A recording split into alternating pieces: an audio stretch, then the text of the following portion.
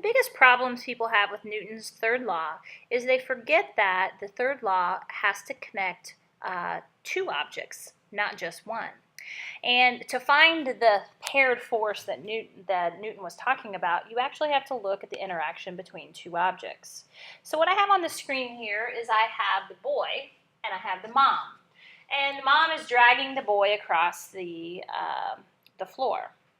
Now, in order to find Newton's paired forces, as in Newton's third law suggests, what we have to do is we have to look at two different objects. So naturally, our first object could be the boy. That's an easy object to select as our receiver. And then our second object would be the mom. So you've got the boy, you've got the mom. So I'm going to start with the boy, and we're just going to go through all the forces that are acting on the boy, and then I'll make a force diagram for it. So if you take a look at the boy, you're looking at all the places where there's contact, because we always start with all the contact forces. And the first place that something is contacting is right here at his feet. So his feet are being supported by the floor.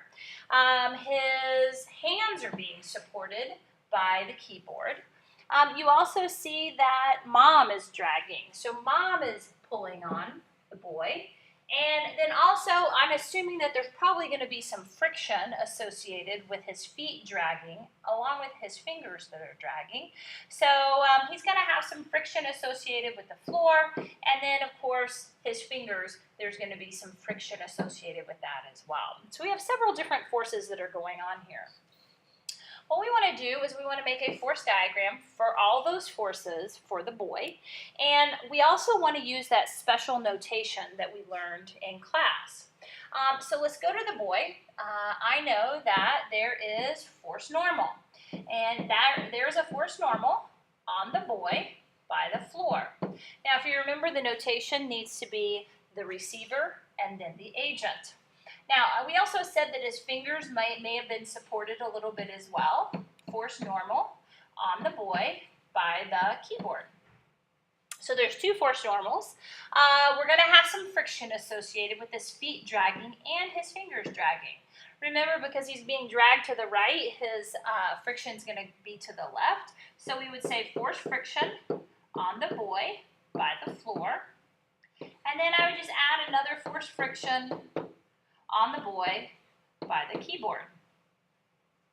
Now, in this case, we also have another contact force with the mom, and the mom is pulling this way, so I will call it a force pull on the boy by the mom. And I think that takes care of all the contact forces we had. Then we have our last force, which would be force gravity on the boy by the earth. Now, just as a recap for Newton's first law, I know that I have an F net equal to 0 in the vertical. What that means is my up and down forces, these forces, are going to add up to be the same as the one going up. I know that he is not flying up in the air and he's not dropping. There is no acceleration up or down. What I don't know is how he's moving side to side. So there's no way that I can say what the F net is side to side. But remember, that was Newton's first law anyway. So once I have my force diagram drawn for the boy, I'm going to go back to the mom. And we're just going to see all the forces acting on the mom. So in the mom's case, obviously she's in contact with the floor, so there's going to be a force associated with that. And that would be a normal force. She's going to have some friction associated with the floor as well. So remember, friction is going to act opposite the motion or potential motion. Well, her foot is moving to the left.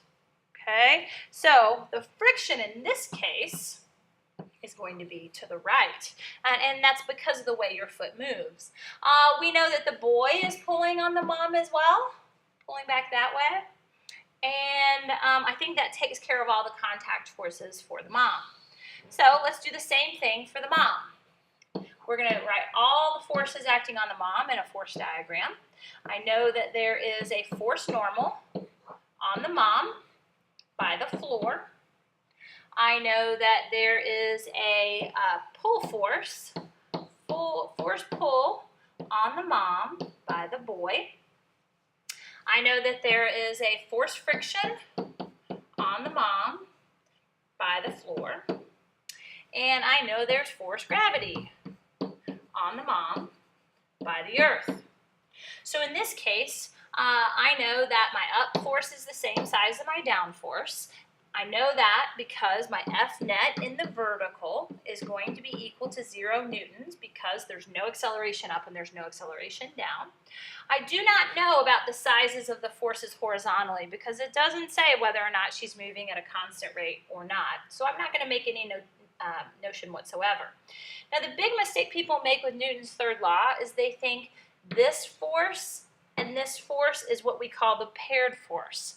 Completely false. Now I don't disagree that they're the same size, and I don't disagree that they're the same direction. However, they are not the paired force that Newton was talking about.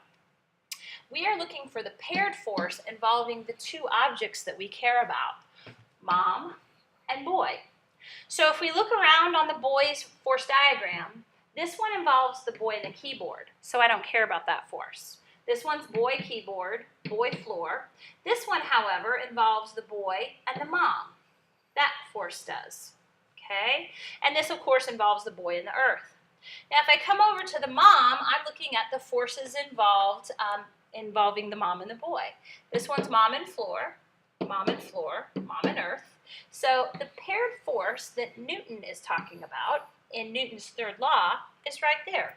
So we have the force pull on the boy by the mom is the exact same size as the force pull on the mom by the boy.